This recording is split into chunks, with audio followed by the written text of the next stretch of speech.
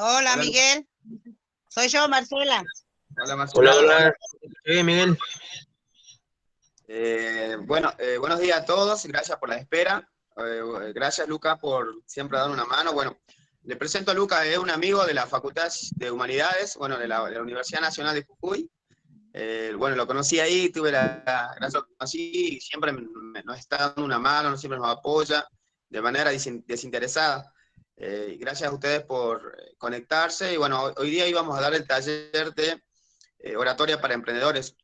La idea de nuestro espacio es darle herramientas a las personas, a los que quieran emprender, a los que ya tienen un emprendimiento, de manera de que puedan crecer en su negocio. Es muy importante saber hablar y convencer a los clientes, futuros clientes.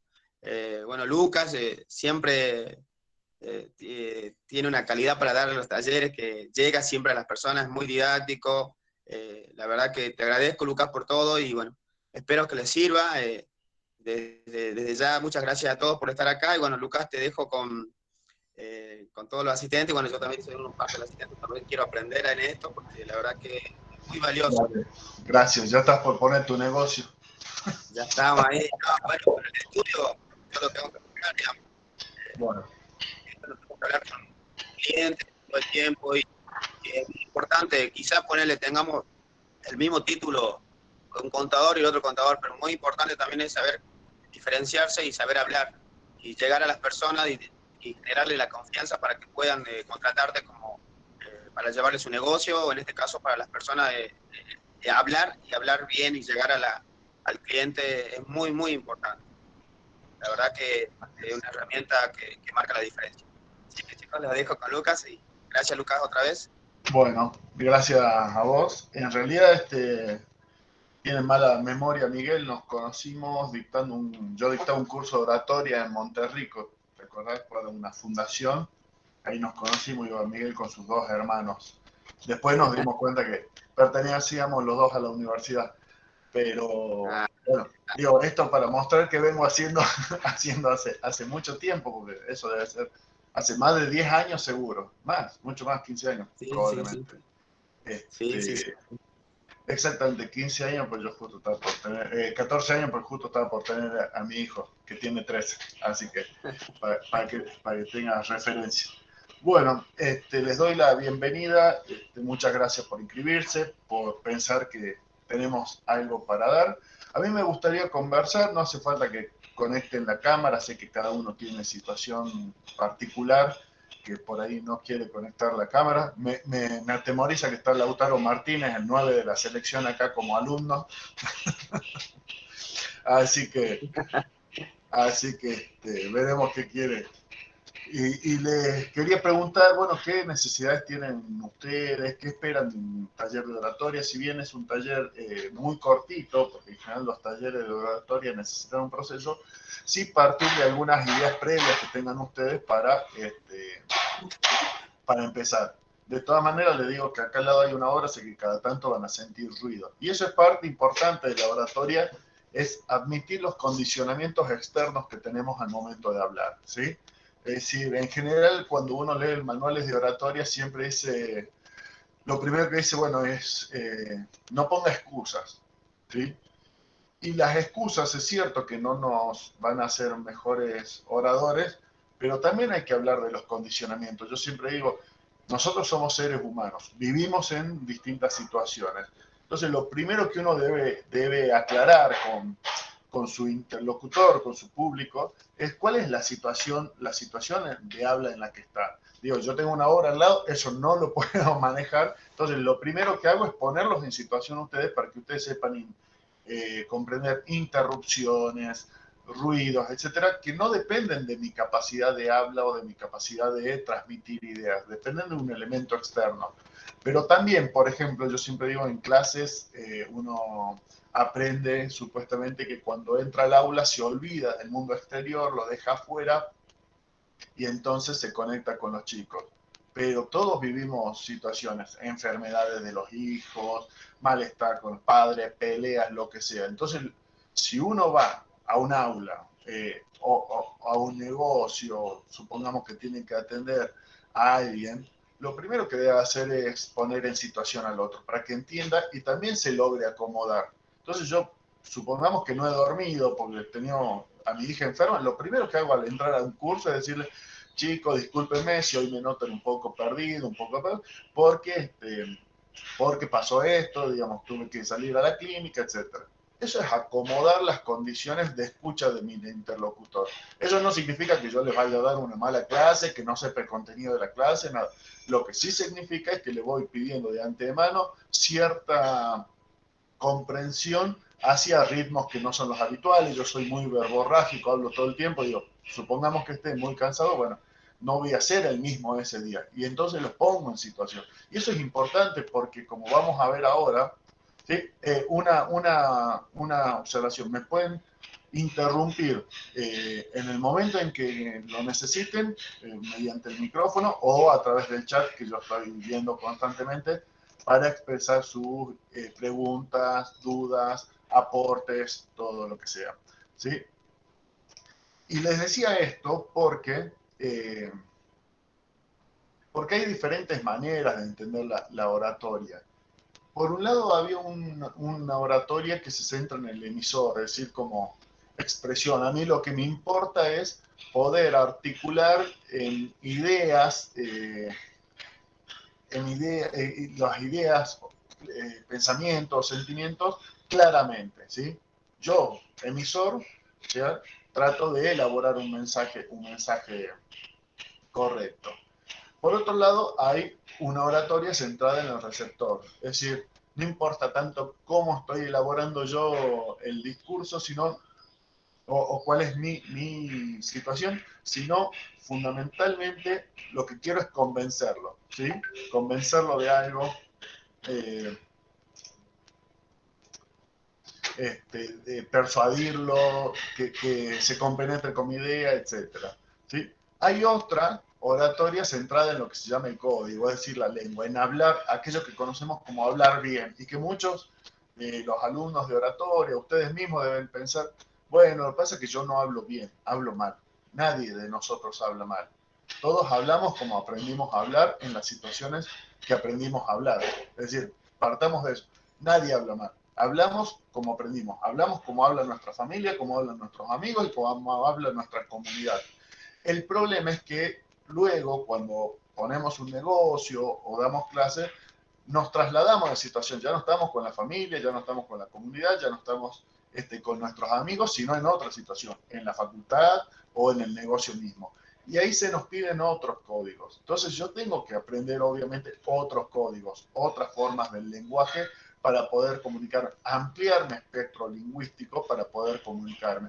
Bueno, esa ampliación del espectro lingüístico es una de las cosas más difíciles de formar, porque ¿cómo se aprende la lengua? Hablando y escuchando hablar. Digo, ¿cómo nosotros hemos aprendido a decir mamá, papá y reconocer? Bueno, porque nos han dicho mamá, papá y hablamos y empezamos a repetir aquello que vemos. Entonces, nuestro lenguaje se forma hablando o viendo hablar. En este caso, por ejemplo, leyendo. La mejor forma de ampliar nuestro vocabulario es leer, ¿sí? Es leer de todo, leer periódicos, leer cuentos, ¿sí? Porque se va incorporando, ¿sí? O leer página web, digamos, leer mucho es la única forma real, efectiva de incorporar vocabulario, de incorporar nuevas lenguas. Y también hablando, es decir, manteniendo contacto con otras personas. Digo, esto para decir, y entonces lo que yo propongo como comunicador social que soy, a pesar de que soy de las letras, también soy profesor en lengua y literatura, digamos, y los profesores nos centramos mucho en el código, en esto de hablar bien o hablar mal y de corregir, ¿sí? Como buen comunicador social que soy, que también lo soy, en realidad lo que me interesa es todo el proceso. Es decir, la oratoria tiene que ser situacional. La oratoria es en situación, porque cuando uno dice yo no sé hablar en público, eso es mentira. No es que yo no sé hablar frente a cualquier público. Es más, capaz que soy el payaso de la familia. Capaz que soy el que hace reír a todos en el colegio. Lo que a mí, en todo caso, me pone nervioso o creo que no sé hablar, son situaciones específicas, que pueden ser un examen, por ejemplo, en la escuela. Por eso también con Miguel organizamos siempre oratoria orientada a exámenes finales. Y por eso esta es oratoria para emprendedores. Por supuesto que tienen rasgos comunes, pero lo que define el qué y el cómo es la situación. Y esa es la perspectiva comunicacional. Por eso es que yo les pedía que me digan ustedes qué expectativas o qué situaciones de habla son las que les preocupan y que creen que hablan mal o que no pueden comunicarse como ustedes pensaban. ¿Sí? A ver, alguien que me diga por ese lado si vamos bien y qué cosas les interesan para seguir. Por ahora se me entiende. Eso, empecemos por ahí.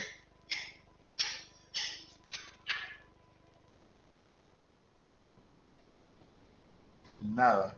Silencio absoluto. ¿Se me está Sí, se escuchando? entiende. Sí, Javier. Gracias por... Sí, sí, se entiende, se escucha perfecto también. Facundo, bien. Bien, se escucha perfecto. ¿Qué intención tienen? Ahí está Débora, también me contesta. Bueno, esto es importante en términos de oratoria. La interacción.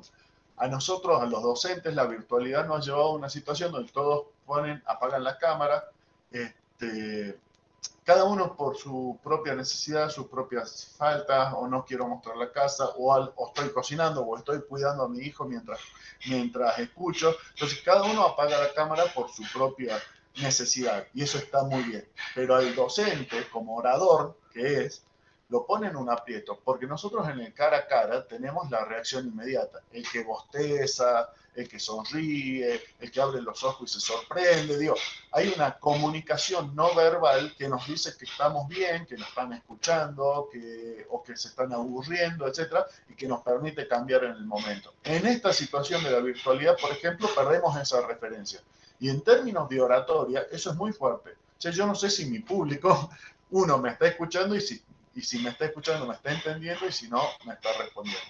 Por eso es que me detengo siempre a tratar de que ustedes me respondan. ¿Se entiende? Todo esto que le estoy dando son recursos de oratoria. Es decir, lo que hago es adaptarme a la situación. Ya cambió mi situación, ya no hay clase presencial, o por lo menos no en esta instancia. Entonces, en la virtualidad, ¿qué tengo que hacer yo?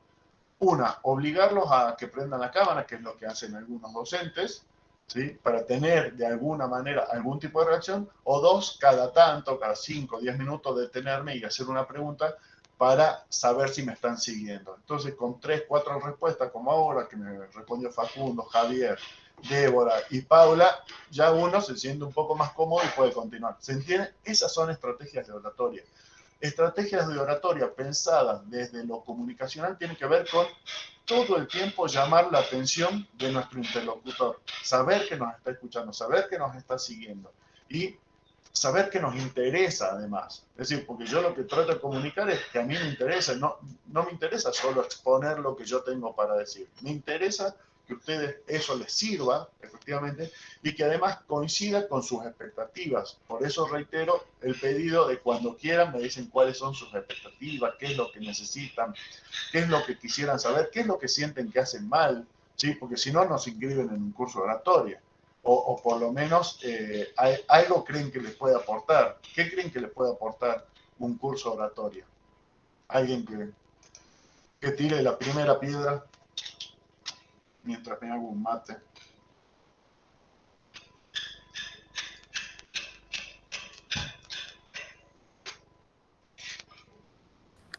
Nada. ¿Cómo fue la pregunta? ¿Qué creen que les aporta un curso de oratoria o que les puede aportar? Básicamente les diría por qué se inscribieron al curso, al taller. Además de ser gratuito, que eso es un aliciente. A mí lo que me llamó la atención del curso es que decía oratoria para emprendedores. Bien. Y yo me preguntaba, ¿en qué lo podemos utilizar la oratoria para emprendedores? Porque yo siempre escuché oratorias, pero para dar una lección, para poder explicar, más que eso, pero para emprendedores no sabía dónde llegaba. Bien. Hasta ahora todo lo que dijiste lo voy entendiendo, pero... Ahí es una muy buena pregunta, Denis, porque justamente como es situacional, ahí tenemos varias. Es parte de lo que yo le preguntaba más temprano a Miguel, le digo, ¿qué tipo de inscriptos tenemos? como es situacional, vamos a tener, oratoria es básicamente el arte o la ciencia de hablar en público y hacerlo bien. Hacerlo bien significa no con el español correcto, sino adecuadamente y además logrando comunicarse con el interlocutor. Vamos a tener la situación vendedor-cliente, ¿sí? Es decir, cualquier emprendedor, empresita, negocio, tiene una situación vendedor-cliente. Podemos tener situaciones con inversionistas, prestamistas, etcétera, ¿sí? A los que convencer. Podemos tener exposiciones y diferentes tipos de exposiciones, ¿sí?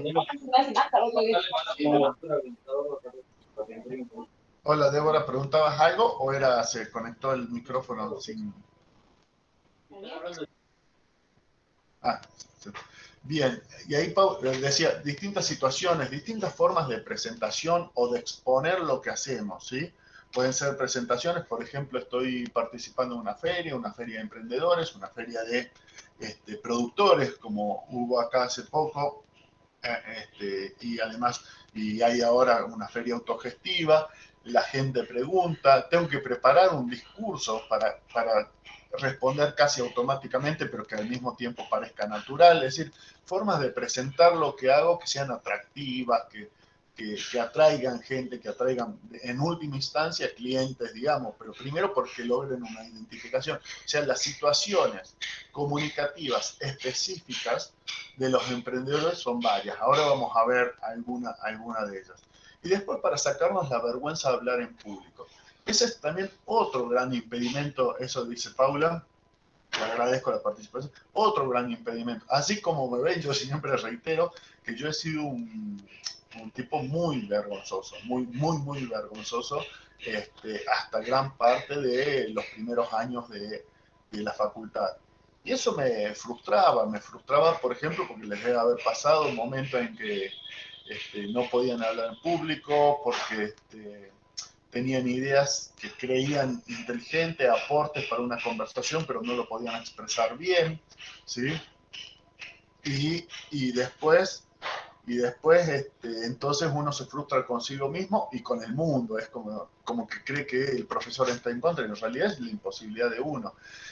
Y el principio para sacarse la vergüenza es que les acabo de decir. Primero, no creer que uno no habla bien. Eso es fundamental, porque lo que hace en la escuela, y los profesores de lengua y literatura lo hacemos, es machacarnos con la idea del español que hay que hablar. Y eso un poco nos va generando miedo, digo, porque no lo he aprendido, porque de repente en mi casa se habla otra cosa, se habla un español jujeño, se habla con mucho localismo. Mi papá ha sido campesino, sin formación escolar, y entonces el habla es el propio ese, y la escuela lo que hace con la escuela es meterme miedo de hablar en público, porque creo que hablo mal. Bueno, el primer miedo que hay que sacarse es, nadie habla mal. Nadie habla mal, ¿sí? Es decir, todos hablamos como aprendimos a hablar, en nuestra familia, con nuestros amigos y con nuestra comunidad. Que después necesitemos otras herramientas para distintas situaciones es otra cosa, ¿sí? Y esas herramientas las podemos adquirir leyendo, buscando, viendo, o suplirlas con otras, ¿sí? Porque también vamos a ver que la comunicación no es solo verbal, no importa solo el código lingüístico que yo utilizo, también todo lo que yo comunico. Y si yo hablo, supongamos, yo soy un emprendedor, pongo mi emprendimiento X, mi padre ha sido cosechero, mi formación escolar es mínima, digamos, mi español es bien quechuizado, bien norteño, ¿sí? Y no manejo otras variedades. Eso lo puedo convertir en una imagen positiva. Por ejemplo, dependiendo de lo que venda, pero si lo que vendo está ligado a lo regional, yo lo puedo convertir en una imagen positiva. La forma en la que hablo. Digo, yo siempre doy un ejemplo. Por ejemplo, los nocheros. Los nocheros hablan salteño, ¿sí? Digo, la forma de hablar, todo es salteño. Pero cuando ellos van al programa de Mirta Legrand, etcétera, hablan más salteño todavía y ponen la hoja de coca y todo, y hacen toda como una imagen de salteñidad. ¿Por qué? Porque saben que eso suma para su negocio. Su negocio es vender música regional. Entonces no les sirve hablar como locutor de FM porteño. A ellos les sirve hablar bien salteño, y cuanto más salteño mejor. Entonces hay que empezar a pensar, ¿qué hago con lo que tengo también de herramientas? No solo querer siempre hablar bien en ese sentido, sino, a ver, estas son mis herramientas. Esta es mi imagen, esta es mi forma de hablar. Bueno, ¿qué hago con eso? ¿Cómo vendo eso? ¿Cómo me convierto, como dicen, de algún modo en vendedor de mí mismo? Hago un marketing personal. Y para eso el primer reconocimiento es saber que lo que soy es lo que la vida hizo. Y que me toca a mí hacerme de vuelta. Es decir, yo soy, hay una frase que dice, yo soy lo que hago con lo que hicieron de mí. Es decir, efectivamente yo tengo una historia, esa historia no la puedo negar, no me puedo cambiar la cara, no me puedo cambiar el apellido, bueno, aunque sí se puede, pero digo, no me puedo cambiar el apellido, no puedo cambiar la forma en la que hablo, ¿sí? O sí, puedo cambiar la forma en la que hablo a partir de un aprendizaje, pero también puedo asumir todo eso que soy y transformarlo en una virtud, ¿sí? Bien. A ver, Valeria dice, cuando hablamos, tiene que ver mucho la cara que mostramos a la gente, la seriedad de una persona. Exactamente, el respeto, ya vamos a ver unos conceptos fundamentales. Y después, para mí, ayudarme a expresar en público y perder el miedo para poder dar una clase. Bueno, a ver, vamos a empezar por un punto inicial, ya acá le estoy compartiendo, o por varios puntos iniciales. Le decía, hay una ciencia que se centra en el mensaje, en qué es lo que digo, cómo armo el mensaje, ¿sí? Acá hay un principio que yo voy a eludir y que es ineludible. La primera regla de la oratoria es saber de qué estoy hablando, ¿sí? Eso no lo digo. Cuando yo digo la oratoria, los docentes son oradores, digamos, van a hablar frente a un público. Los chicos que rinden examen son oradores, los emprendedores son oradores. Lo que nunca está es que el docente debe saber, el chico debe haber estudiado y los emprendedores deben conocer su negocio, ¿sí? Es decir, la materia sobre la que hablo es ineludible. Después podemos corregir las formas, cuál es mejor, cuál es peor. Pero el conocimiento que tengo que tener es fundamental. Eso es ineludible, ¿sí? Por eso no lo toco. Es decir, eso hay que saberlo. No puedo decir, no puedo darle buena oratoria a un chico que no ha estudiado, ¿sí? Es decir, suponiendo que haya estudiado y que sabe todo, bueno, yo le puedo dar herramientas para expresarlo mejor. Pero si no ha estudiado es muy difícil. Por supuesto que hay lo que nosotros conocemos como chantas, es lo que hablan bonito y que la dibujan, digamos. Pero en principio, como regla general, se trata de saber de lo que habla. Más allá de la posibilidad del chanta que habla lindo, que vende y que resulta que no sabe. Eso lo sabemos que existe, pero es la parte minoritaria y además tiene patas cortas, digamos, se detecta al cabo de un rato. Lo que sí sabemos es eso, es que el docente no puede decir que no sabe, ¿sí? Puede tener mejores herramientas para comunicar. Luego, la retórica nos da herramientas para armar el mensaje. Fundamentalmente, ¿cómo hago para que tenga coherencia, para que tenga hilación? Ya vamos a ver en el storytelling, por ejemplo, que se trata de contar historias que tengan principio, nudo y final, por lo menos que sea una historia cerrada. La elocuencia nos da herramienta para centrar la imagen del emisor. Es decir, la elocuencia tiene que ver con cómo me expreso yo, cómo me ve la otra persona. Y la oratoria, en general, es la que abarca todo, ¿sí? Como habíamos dicho. Y acá vamos a ir a estos conceptos. Estos sí son fundamentales respecto a lo que venimos diciendo. Es cuando uno piensa en la oratoria como una forma de comunicación oral, tiene que pensar que lo que transmite se transmite mediante tres formas, para empezar. Una, vamos a empezar por la que creemos más habitual, el logos, ¿sí? No hace falta que ustedes se aprendan los nombres, sino que el concepto, que tiene que ver con el mensaje, ¿sí? Tienen que saber el mensaje y tienen que saber construir ese mensaje de manera argumental, que los argumentos lógicos y las secuencias discursivas textuales se sigan unas de otras, se conecten, ¿sí? Y sea un mensaje claro, principalmente. Pero ya esto lo decía Aristóteles, pero Aristóteles dice, ese no es el único modo de convencer, ese no es el único modo de establecer una comunicación. Digamos, yo puedo tener un discurso muy racional, muy argumentado, muy hilado, pero por ejemplo puedo aburrir, ¿sí? Como hay muchos, ustedes deben haber tenido profesores que no estaba mal lo que exponen, pero lo hacían con un tono, una forma, sentados allí, que aburrían. O pueden tener uno como yo, que va, avanza y confunde, digamos, que marea. en su forma de hablar, que es tan veloz a veces en la exposición, que no es que su discurso, lógicamente, por eso se habla de logos, esté desconectado. Su discurso es perfecto internamente. El problema es que no logra comunicar porque tiene algún defecto de forma, no de contenido ni de cómo se unen los contenidos hacia el interior del mensaje, sino de forma general. ¿Por qué? Porque hay otros elementos. El siguiente elemento es el eto, ¿sí? Básicamente lo que tiene que ser con la imagen del emisor. Todos transmitimos una imagen. La oratoria se conforma tanto de lenguajes verbales como no verbales, ¿sí? Mi voz, mi rostro, mis manos, el cuerpo, el uso que hago del espacio, si estoy mirando o no estoy mirando a mi interlocutor, todo comunica. Ya sabemos que cuando tenemos vergüenza de algo, cuando somos niños, miramos para abajo y no miramos a la cara, y también lo hacemos de grande. Es decir, todo comunica, no es solo. No, hay un ruido ahí Sí, exterior. yo le avisé que estoy en obra, así que si me dice que se escucha mal, levanto la voz. Tengo aquí una obra al lado y no la puedo impedir.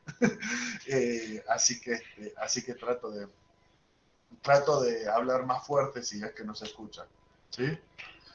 Entonces, les decía, no solo tiene que ver entonces con el contenido de lo que hablo, sino también con la imagen que proyecto. Y ese es otro punto fuerte que introduce la oratoria como situacional. ¿Sí?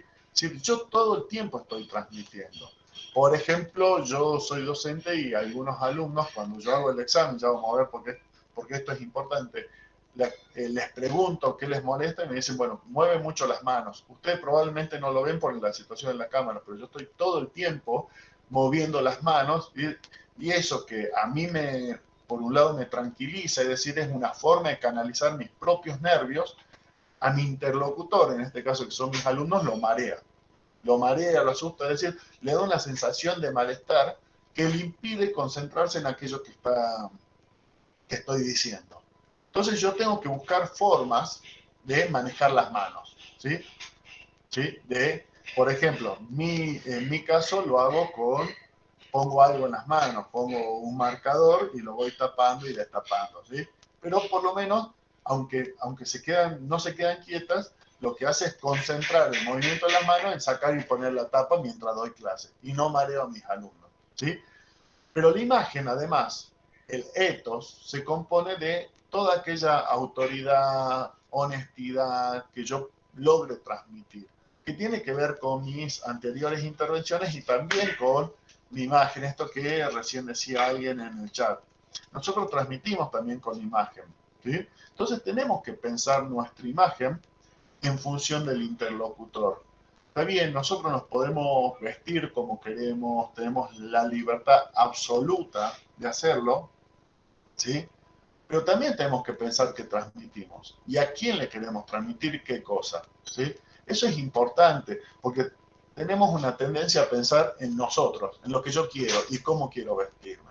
Yo voy a dar un ejemplo concreto. A mí la verdad es que me gusta vestirme, a pesar de que soy docente universitario, me gusta vestirme informal, zapatilla, remera, y algunas veces más informal, pero principalmente zapatilla y remera. Me resulta cómodo.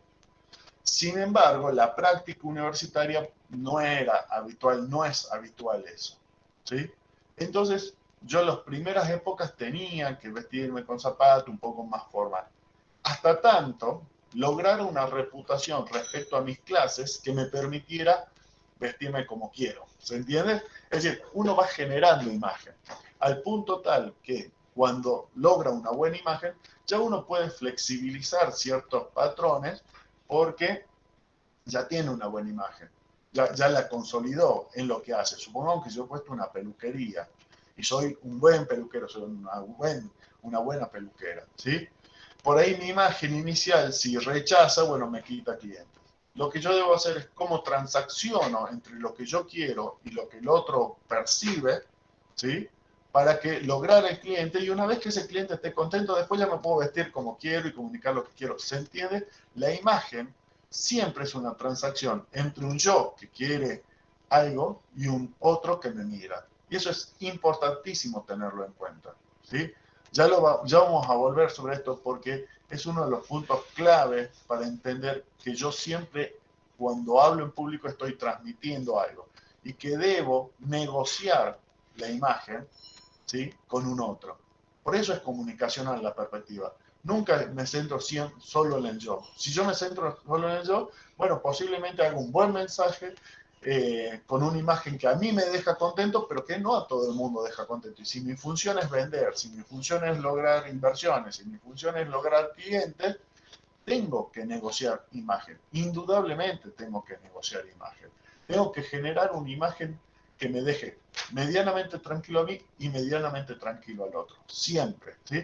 Y el otro punto de todo discurso, de toda forma de hablar en público, ya habíamos dicho, está el logos, es decir, el mensaje mismo y cómo lo armo, está la imagen, el ethos, y está lo que se llama el pathos, es decir, las emociones. Y cómo conecto yo con ese otro emocionalmente.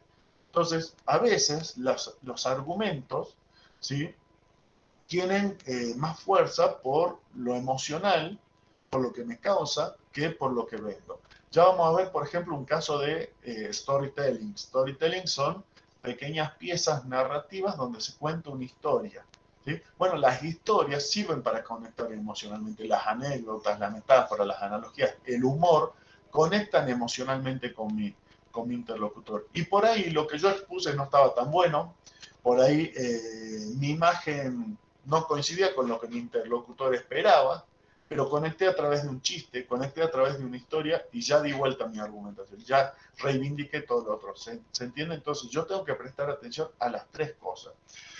Y vamos a ir por la primera. Bueno, vamos a ir por la cuestión de la imagen, ¿sí? Entonces, tenemos un mensaje que es verbal, ¿sí?, y un mensaje que es no verbal. Ahí tenemos la voz, primero. La voz es la que nos dio. Yo siempre trato de decirles, si pueden hacer clases de canto, clases de locución, siempre viene bien porque nos enseñan las posibilidades de nuestra voz, hasta dónde puede ir nuestra voz, hasta dónde puede proyectarse y hasta dónde no. Pero por lo pronto lo que sí debemos hacer es conocerla, ¿sí? Es decir, saber cuáles son los puntos flojos y los puntos altos de nuestra voz. Saber cuándo se cansa. Yo sé que a la hora y media de clase, por ejemplo, ya no doy más. Mi voz se pone ronca, afónica. Entonces tengo que siempre tratar de terminar antes de eso. Nuestro rostro, hay personas que tienen un rostro que cuando están concentrados parecen enojados, ¿sí? Deben tener algún familiar, amigo que está pensando en algo y parece que estuviera enojado. Bueno, hay que saber manejar el rostro, porque nuestro cliente espera un rostro afable. Entonces, si yo tengo ese tipo de rostros que transmite otra cosa, aun cuando yo no esté pensando en nada, simplemente es lo que transmite mi rostro, debo saberlo y debo cambiarlo. Y si no puedo manejarlo, debo exponerlo, como yo digo. Es decir, debo decir que no, a mí me dicen que tengo el rostro enojado siempre, pero nada que ver. Bueno, ya está, ya lo expuse, entonces el otro ya sabe que cuando yo tengo cara enojado, capaz que estoy en las nubes volando en otra cosa, ¿sí? Y nada que ver con el enojo, pero porque yo ya lo puse en la mesa, ya lo puse en la situación. Eso es importante también saberlo, tener el propio conocimiento, saber cuál es nuestra falencia, cuál es el problema con nuestro rostro, digamos, qué es lo que transmite, no el problema, sino más bien qué es lo que transmite nuestro rostro, que a veces nosotros mismos no vemos, y poder o tratar de modificarlo y controlarlo, o por lo menos, yo tengo, por ejemplo, errores como mirar mucho hacia el lado como si estuviera buscando las ideas en algún lado. Ese es un error que trato de controlar. Y si no, lo digo, ¿sí?, como lo estoy diciendo en este momento, para que se entienda que es parte de mi formación. Las manos, controlar las manos, eso que le decía, sí. Las manos quietas no transmiten nada, ¿sí? O transmiten apatía. Entonces, en general, no traten de no tener las manos quietas, ni las manos tiradas a un costado haciendo nada, sino moviéndolas, pero moviéndolas suavemente, acompañando el discurso, ¿sí? Y si son de mover mucho las manos, traten de controlarlas. ¿Cómo se controlan? Si están sobre una mesa, las ponen sobre la mesa, ¿sí? Las ponen sobre algún objeto, y si no, un objeto que les permita, como a mí, el marcador, tapar y destapar, o darlo vuelta, como estoy haciendo ahora con un pendrive, darlo vuelta, pero que de algún modo mantenga las manos ocupadas, para que no sea un remolino que marea. El cuerpo comunica, la postura que yo tengo. Ustedes saben, cuando estoy más afligido, me inclino. Entonces tengo que pensar también mi cuerpo en función de lo que comunico. Si soy un emprendedor, si quiero vender, lo que tengo que transmitir mayoritariamente es positividad, optimismo, ¿sí? Es decir, siempre van a tener una necesidad de transmitir optimismo. A nadie le gustan las pálidas y a nadie va a comprar por pálidas, digamos, porque pálidas ya tenemos todo el día. Entonces, lo que transmite cualquier tipo de emprendimiento es algún tipo de optimismo, de ventaja, de superación de algo.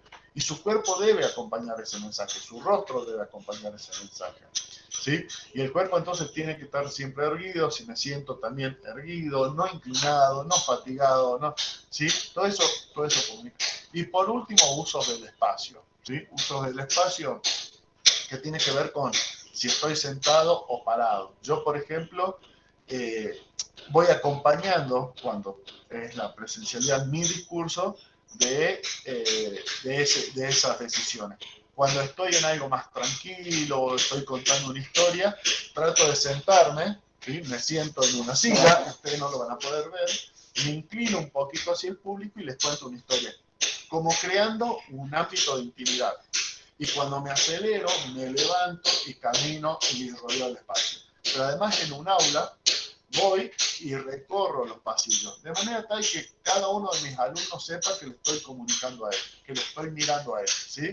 Que todos son mis interlocutores como público, pero que cada uno es además mi interlocutor personal, ¿sí? Eso es uso del espacio, es pensar el espacio y cómo lo transito en función de lo que quiero comunicar, ¿sí? Y entonces, ¿dónde me paro? Si pongo o no pongo una barrera entre mi cliente y yo, ¿cuándo supero esa barrera? ¿Sí? Supongamos que yo tengo un mostrador, que ese mostrador de algún modo hace la distinción, ¿sí? Entonces, ¿cómo supero cuando yo quiero transmitir algo? Me inclino sobre el mostrador y hago como un ademán de intimidad. Eso de alguna manera el cuerpo lo maneja inconscientemente. Lo que ustedes deben hacer es pensarlo, incluso de la propia planificación del espacio, si alguna vez lo tienen que hacer, del espacio de su emprendimiento, es cómo hago para que mi interlocutor, en este caso mi cliente, se sienta más cómodo, ¿sí? Y que yo pueda establecer una comunicación, ¿sí? Una comunicación quiere decir una relación interpersonal con él. Por ahí pensar un circuito, pensar que camine abierto, sin mostrador, o pensar un mostrador porque quiero mantener cierta distancia, pero que también me deje margen para acercarme. Bueno, eso es pensar el uso del espacio, cómo se sientan, dónde se sientan, también en muestras, por ejemplo, o también en exposiciones. Supongamos que tienen que exponer su proyecto emprendedor frente a un público amplio. Bueno, ¿qué cosas voy a decir sentado? ¿Qué cosas voy a decir atrás de una mesa? ¿Cuándo voy a decir, perdón, puedo pararme y me acerco a mi público porque yo le tengo que contar una historia? O, supongamos, entonces hago uso del espacio. Todo eso que yo haga comunica, ¿sí?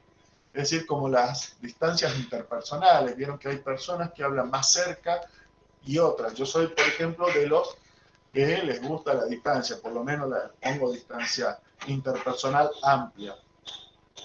Eso, para las personas que les gusta la distancia interpersonal corta, puede resultar hasta un distanciamiento, una cosa de rechazo. Entonces yo tengo que ver cómo complemento mi gusto por la distancia amplia con la de otros que tiene un gusto por la distancia corta, ¿sí?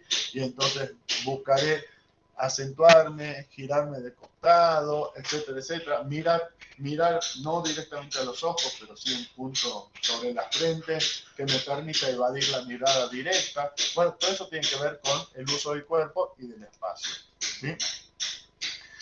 Bien, vamos hasta aquí a ver cuáles son las preguntas. Bueno, ahí un poco le contestaba a Valeria que decía, cuando hablamos con la gente tiene que ver mucho la cara que mostramos. Efectivamente, no solo la seriedad, todo, la afectividad principalmente. Hoy la gente, sobre todo en términos de emprendimiento, está esperando afectividad, está esperando no sanciones, no reglamentaciones, sino un acercamiento afectivo, de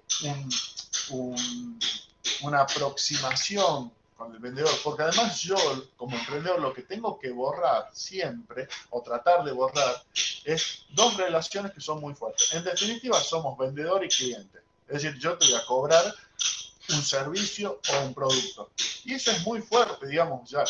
Entonces trato de evadir esa situación mediante lo afectivo, creando las condiciones de exposición oral más favorables para que mi interlocutor cliente se sienta a gusto. O puedo tener, por ejemplo, una situación emprendedor, inversor o banquero o algo a quien le voy a pedir algo. Entonces, también es una situación complicada en términos de relación interafectiva y tengo que suplirla. Mi mejor cara siempre es la afectiva, es decir, aquella que no va con miedo, no va con prepotencia, sino que plantea una intercomunicación en términos situacionales de comprensión mutua, ¿sí? Y de entendimiento mutuo. Que el otro me crea, ya vamos a volver sobre esto, pero principalmente apuntando al ethos, es decir, mi propia imagen, pero también al pathos, es decir, las emociones que compartimos con mi interlocutor. Y a ver, dice Gitana, dice, para mí ayudarme a expresar en público y así también para poder perder el miedo, vergüenza para poder dar una clase. Bueno, debe ser que sos docente.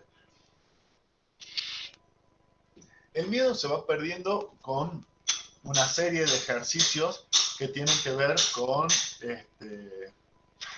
acá lo tenemos, con el lenguaje corporal y con el lenguaje verbal. Vamos de vuelta. Sabemos entonces que hay un lenguaje verbal que lo podemos construir en la lengua que tenemos disponible, ¿sí? En la que sabemos, no lo podemos construir en una lengua que no sabemos, y no estoy hablando solo de idiomas, sino en un tipo de español que no hemos aprendido. Lo podemos aprender, es decir, viendo películas, viendo videos, leyendo, podemos aprender, podemos sumar variedades de español, ¿sí? Y también podemos aprovechar lo que tenemos, ¿sí? Diciendo, bueno, esta es la forma en la que yo hablo, esto es lo que yo digo, ¿sí? Y eso me suma por ahí capital. Uno de los grandes miedos, repito, de hablar en público tiene que ver con eso, con creer que uno habla mal. El primer miedo que hay que quitarse es ese, ¿sí? En todo caso, si uno supiera, supongamos que yo voy a una institución pública a solicitar un crédito, ¿sí? A solicitar un crédito que me puede venir bien para mi emprendimiento. Se supone que la institución pública ya debiera tenerlo, pero no necesariamente tiene una formación amplia respecto a las variedades del español manejada. Lo primero que yo diría es, bueno, yo no manejo, yo no tengo el secundario completo o no hice la universidad, entonces tengo un manejo limitado de la lengua, pero quiero ver si, digo, exponer esa situación para empezar, como un sinceramiento de decir, bueno, no sé si voy a poder cumplir todos los requisitos lingüísticos habido y por haber, pero voy a cumplir otros, ¿sí? Digo requisitos lingüísticos porque en general la lengua formal es la que se nos impone como variedad para todos los tramiterios y esas cosas, ¿sí? No así en la lengua informal, es decir, la del trato cotidiano, donde hablamos como queremos y podemos. Pero en la formalidad y en ciertos trámites siempre es como que hay un avasallamiento y uno le da miedo incluso ir a hablar al banco o pedir el crédito, todo, no solo por lo contable, sino también por lo lingüístico, es decir, porque cree que no sabe expresarse. Entonces, lo primero tal vez es decir, mire, yo no sé expresarme muy bien, pero esto es lo que quiero. Es decir, poner los condicionamientos y ponerlo al otro en situación, en todo caso, de tener que juzgar. Hecho eso, es decir, perdido el miedo a creer que uno habla mal, lo cual, repito, no es cierto, después debe empezar a practicar con el cuerpo, a conocerse. Eso es lo principal que les quería decir respecto a Ethos y a lo que transmitimos. Uno debe conocer su cuerpo, sus gestos, su lenguaje. Para ello debe hacer dos cosas principalmente. Practicar frente al espejo, es decir, el espejo lo que me devuelve es, ¿vieron cuando ustedes ven esa foto y dicen, ay, no puedo creer que estaba tan gordo, ay, mira cómo salí esto, digamos? Es decir, se reconocen en la foto como si fueran otros. Bueno, eso es lo que nos devuelve el espejo cuando lo miramos concienzudamente. Vemos nuestra imagen como si fuésemos otros, lo vemos distanciados, vemos aquello que no nos gusta, aquello que otros ven, ese gesto, por ejemplo, que les decía de enojo. Che, mirá la cara que tengo, ¿sí? Entonces, probar frente al espejo distintas situaciones, actuar como nos gustaría que nos vean, ¿sí? Yo este consejo se lo doy siempre a mis alumnos y alumnas de oratoria y funciona mucho. Quien lo hace, efectivamente le funciona mucho porque se descubre a sí mismo. Mirá vos lo de la mano, yo no lo sabía, y de repente. Y lo otro es siempre pedirle a otras personas que me digan, familiares, Dios, sí. Yo puse practicar frente a otras personas. Bueno, si tengo que elaborar un discurso, practico frente a otras personas, ¿sí? Pero si no tuviera que elaborar, pero quiero tener una imagen general de mí mismo, pregunto a mis amigos, a mis familiares, a aquellos con los que tengo confianza y que me van a decir la verdad, che, ¿qué cosa transmito? ¿Qué tiene mi cara? ¿Cuáles son la posición de mi cuerpo? Veo los chistes que me hacen. Todo eso me va a dar información sobre mí mismo para tener en cuenta. Y entonces poder ver qué de eso puedo cambiar, ¿sí? Y qué de eso puedo, por lo menos, ponerlo en situación. Digo, hay gente que se parece a, no sé, a personas no queridas. Supongamos que me parezco a Cavallo. Bueno, no sé si lo conocen, pero Cavallo, terrible ministro de Economía que tuvimos. Supongamos que me parezco a Cavallo. Y a mucha gente, esos parecidos, esos recordatorios, le generan cierta predisposición negativa, ¿sí?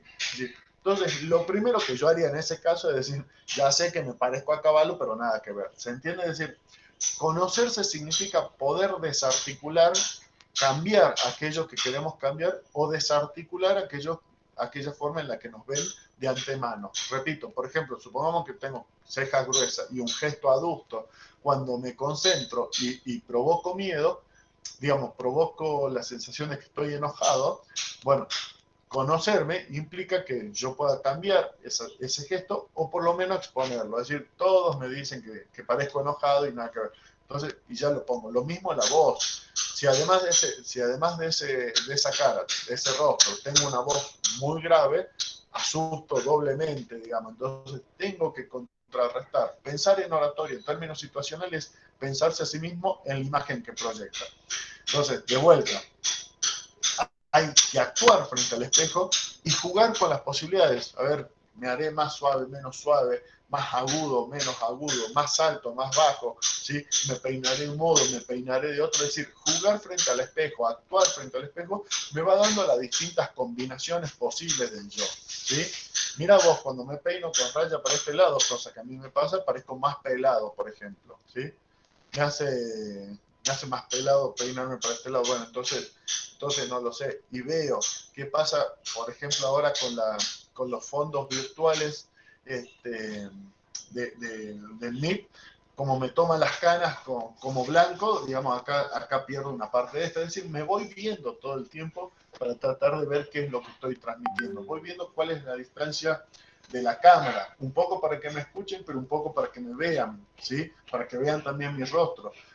Trato de mirar a la cámara como si lo estuviera mirando a los ojos a ustedes, a pesar de que no veo nada. Todo eso es parte de una construcción de oratoria que yo voy realizando día a día. Me puedo equivocar, puedo ir demasiado rápido a veces, pero también creo que esta velocidad tipo radial que yo uso para dar clases lo que hace es disparar muchas ideas todo el tiempo, más allá de cerrarlas, lo que hace es disparar ideas, que es lo que yo trato de hacer en estos cursos. No trato de dar fórmulas cerradas, sino más bien tips que ustedes vayan pensando y que los deje pensando para después cosas para hacer. Bueno, esa es toda una estrategia pensada en función de mi oratoria, ¿sí?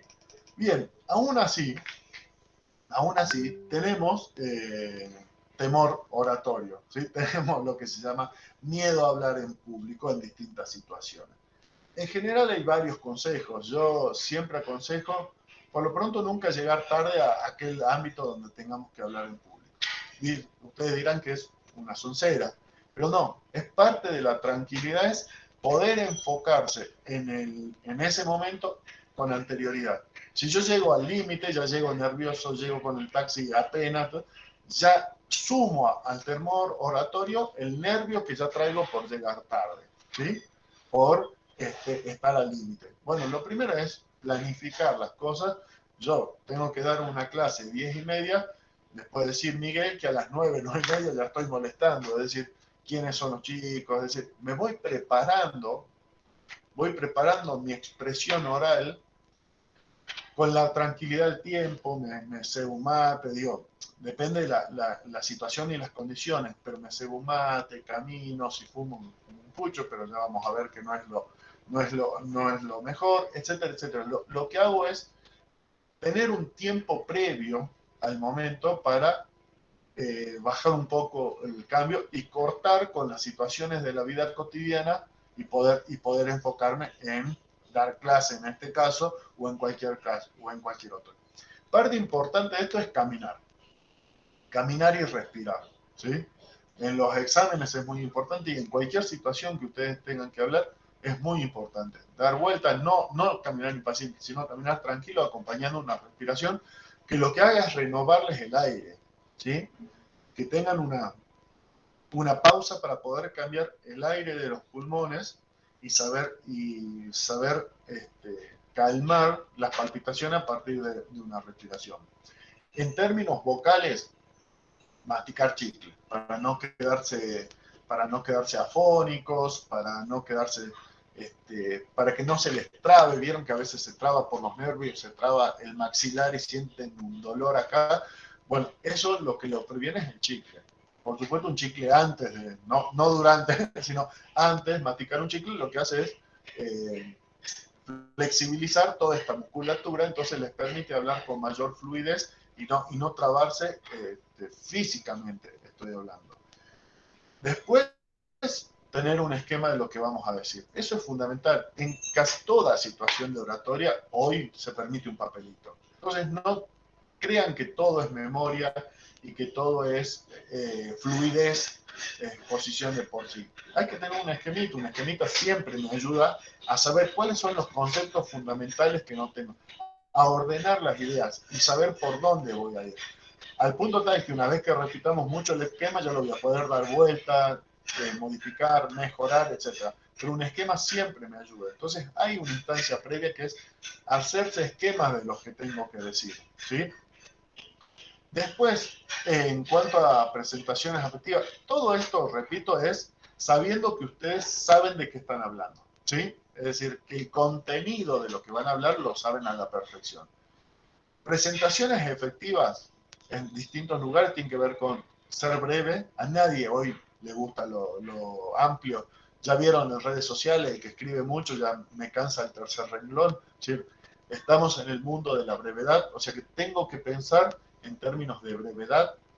Mi mensaje tiene que ser muy sencillo, con la lengua más sencilla posible, no tiene que ser complicada, contrariamente a otras épocas donde se valoraba el lenguaje rebuscado. Hoy lo que se valora es el lenguaje sencillo, ¿sí? Que esté fácilmente dicho. Y lo otro tiene que ver con la humildad. La humildad entendida ¿en qué sentido?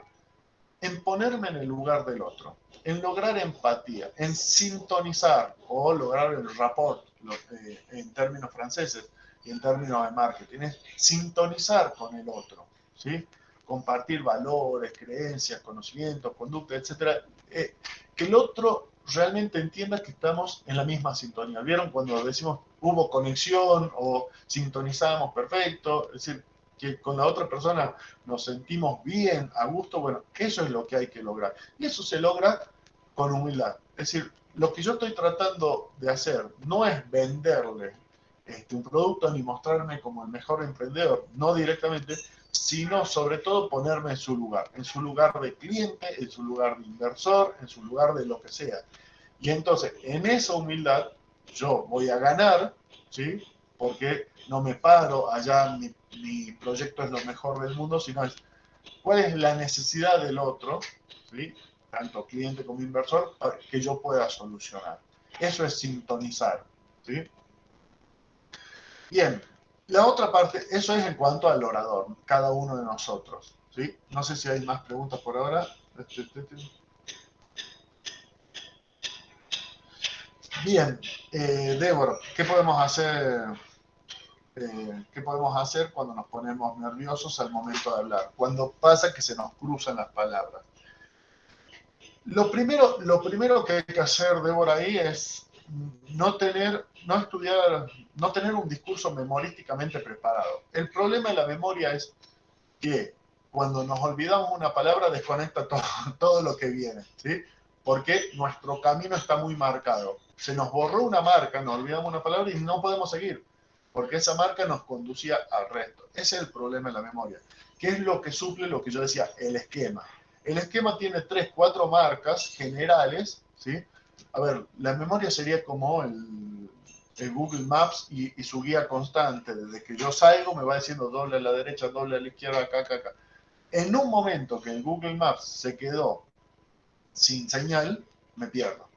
Me pierdo porque ya no sé a dónde me llevó, digamos, ya no tengo conexión. En cambio, cuando uno tiene 2 o 3 referencias generales y nada más, ya logra ir sin la indicación directa, porque ese bueno es más o menos cerca del Changomás a la vuelta. Bueno, hasta el Changomás llego bien. Y después a la vuelta voy buscando el camino, ¿se entiende? Digamos, para hacer una metáfora. Entonces, no trabajen memorísticamente porque la memoria tiene esa contra. Es que me olvido una de las marcas, es decir, una de las palabras y ya me olvido todo. Trabajen con esquemas. Eso va a hacer que se les crucen menos las palabras. Cuando se les cruzan las palabras, traten, primero, en toda exposición oral, traten de que el tono sea pausado, ¿sí? Que el ritmo, perdón, sea pausado, pero no excesivamente dormitivo, ¿sí? Sería una cosa como la que estoy hablando en este momento.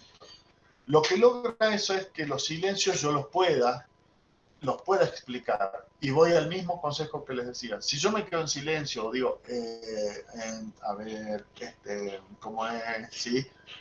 Se nota la duda, ¿sí? Y esa duda suena mal porque yo estoy usando muletillas. Entonces, ¿qué hago? Decir, espérenme un segundo, no encuentro la palabra precisa, voy a ver, bueno, lo que quiero decir es esto, aunque no me acuerdo bien cómo es la palabra. ¿Se entiende? Es decir, voy completando el silencio de manera tal que ayudo además a mi interlocutor a comprender cuál es mi proceso de razonamiento. No me quedo callado. Lo que digo es, a ver, había una palabra en este momento que no me acuerdo, pero que quería decir tal cosa, ¿sí? Y capaz que lo estoy invitando incluso a que me la complete y me la digan, esa es tal cual, gracias, ¿sí? Y le agradezco todavía. Ese es un recurso, es decir, lo que tengo que pensar es en la continuidad del discurso más allá de mi blanco en la mente. ¿Por qué? Porque nosotros tenemos un procesador, es como una PC en nuestro cerebro. Como toda PC, depende de las órdenes que yo le doy. Si tengo una pestaña abierta, no hay problema. Si tengo 2, 3, 4, empieza a andar más lenta. Y si además tengo un programa de diseño gráfico, bueno, la PC mía ya empieza a andar muy lenta, ¿sí? Bueno, eso es lo que pasa con nuestro cerebro. Es un procesador. En ese procesar, a veces, bueno, es más lento en buscar las palabras o la forma del discurso. Y lo que yo tengo es que darle tiempo. Eso lo sabe el cerebro, por eso utiliza que uno diría el E maradoniano, ¿sí? Ese E es, bueno, está el procesador, mi cerebro está procesando a ver si encuentra las palabras correctas. En mi oratoria lo que yo tengo que hacer es tratar de cubrir ese silencio sin la muletilla diciendo algo. ¿Qué digo? Esto puedo exteriorizar, que estoy buscando la palabra, ¿sí? no sé cómo decirlo ahora, pero estaría refiriéndome a, fíjense, ya gané un pequeño espacio de tiempo para conectarlo con lo que digo. O puedo ir adelantando o atrasando. Como venía diciendo, entonces, tal cosa, ¿sí? Ese retomar lo que ya dije me permite ganar tiempo para recordar lo que tengo que decir, ¿sí? Hago como un raconto. Entonces, hasta aquí. Lo que vine diciendo es esto, esto, esto, esto. Ese raconto, además de actualizarle a mi interlocutor la información que ya dije, lo que hace es darme tiempo, ¿sí? Entonces, cada tanto yo tengo que poner un recuento, porque además la oralidad tiene eso, tiene el olvido rápido. Entonces, ¿yo qué hago como interlocutor? Le hago un recuento de lo dicho para poder proseguir. Y al mismo tiempo mi cerebro se desdobla y a la vez que recupera lo dicho, va pensando en lo que tenía que decir, ¿sí? La idea es ocupar el tiempo. Cuando no, trato de saltar también ese momento. Bueno, ya esta palabra no me la acuerdo, pero lo que quería decir esto, de todas maneras, lo que yo quería, a donde iba era esto, ¿sí? Es decir, y sigo el viaje hasta tanto me acuerdo. Cuando me acuerdo veo si es pertinente o no, ahora me acordé de tal cosa, y si no es pertinente, continúo el discurso tal cual está. ¿Se entiende? Es decir, lo que yo tengo que tratar es de llenar. Cuando me pasa que me pongo nervioso al momento de hablar. Esas son estrategias. De todas maneras, los nervios son parte de uno mismo. Hay que tratar de manejarlo. Con el tema respiratorio, les decía, principalmente no fumen, ¿sí? Es decir, se los dice un fumador histórico. Eso genera muchos problemas de manejo del oxígeno y de la respiración en general. Pero el tema respiratorio lo tengo que regular antes, ¿sí? Y tengo que crear espacios, que ellos saben cómo los creo, digo, ustedes por ahí no sé si se dieron cuenta, los creo con el mate. Es decir, en los momentos en que yo siento necesidad de respirar, me hago que tomo mate. En realidad sí tomo mate. Pero lo que estoy haciendo ahora es respirando. Es generando un momento, un corte que me permita a mí renovar el aire, ¿sí? Entonces tengo que pensar en los términos respiratorios de mi discurso, ¿sí? Había dicho, previamente es respirar profundamente, como cuando hacemos deporte, vieron que dicen respirar por nariz y exhalar por la boca, porque esa es la forma de renovar el aire de los pulmones. Ya renovado el aire de los pulmones, entro a la situación de oratoria que tenga y adentro tengo que pensar las puntuaciones y los momentos, los puntos, aparte y seguidos, son momentos de respiración. Es decir, es la forma que la escritura logra expresar los momentos de respiración. Los puntos seguidos son respiraciones más cortas y los puntos aparte también. Entonces también tengo que lograr articular mi discurso con eso, es decir, con los momentos en que yo logro respirar. Y si no, crear esos pequeños espacios de respiración, como creo yo con el mate. Entonces ustedes ven que hay una interrupción, es un segundo de silencio, pero también ven que yo estoy tomando mate y eso me ayuda a mí a renovar, ¿sí? Es pensar estrategia. Todo el tiempo es pensar estrategia. Y para eso debo conocerme cuáles son mis errores, cuáles son mis ventajas. Por ahí convendría haberles dicho desde el principio, bueno, yo tomo mate toda la mañana, así que me disculparán a veces cuando tomo mate. Como ahora. Pero a la vez estoy respirando. Y ya pedí las disculpas del caso. Bien, sigamos un poquito, avancemos un poquito y después vemos todas las preguntas. Bueno, eso respecto a las condiciones generales del orador. Después, en cuanto al discurso mismo, repito, tiene que ver también con situaciones de habla específicas, ¿sí? Las situaciones vendedor-cliente van a ser más cotidianas, más informales, pero también tengo que tener como un discurso prearmado. Y eso es también lo importante. Lo que yo le digo a los chicos cuando hacen oratoria para exámenes finales, para rendir exámenes finales orales, es decir, no crean que todo es espontáneo. Mientras más armado tenga yo un discurso, más natural va a salir, ¿sí? Parece una contradicción, pero no lo es. Yo tengo que pensar todo el tiempo en estrategia. Justamente yo, por ejemplo, tengo tan armados los discursos que después me puedo salir, me puedo ir, volver, etcétera, porque ya lo tengo en la cabeza. Entonces yo tengo que ordenar muy bien aquello que tengo que decir. Fíjense que yo voy y vengo en las diapositivas de unas a otras, me voy para atrás, no es que voy pasando secuencialmente, voy eligiendo en el momento, de acuerdo a las preguntas, bueno, qué cosa voy a... Pero para eso tuvo que haber un proceso de armado de la diapositiva muy consciente, de manera tal que yo sepa a dónde, qué saltos puedo dar y qué regresos puedo hacer. ¿Se entiende? Bueno, esa es la función. Yo no quiero ponerme de ejemplo para nada, porque tampoco soy un extraordinario orador. Soy bueno, así como un 7, un mitad de tabla, ¿sí? Un lobo jujeño, digamos, para ponerle siempre mitad de tabla, nunca en la punta, ¿sí? Pero quiero decir, tengo la certeza de que hay un discurso armado por el cual puedo ir y venir. Y eso es lo principal. Y para eso tengo que tener esquemas, tengo que tener apoyo gráfico si es una presentación, ¿sí? Siempre un apoyo gráfico, donde no esté todo el discurso pegado, porque no tiene sentido que yo pegue todo lo que voy a decir en una diapositiva, porque después se la mando y listo, y chao, y prescindimos de mí. No, ahí hay algunos tips y algunas cosas, algunas de las cuales voy a profundizar y desarrollar, y otras no, otras quedan solo así. Pero bueno, eso es lo primero, tiene que haber un discurso organizado.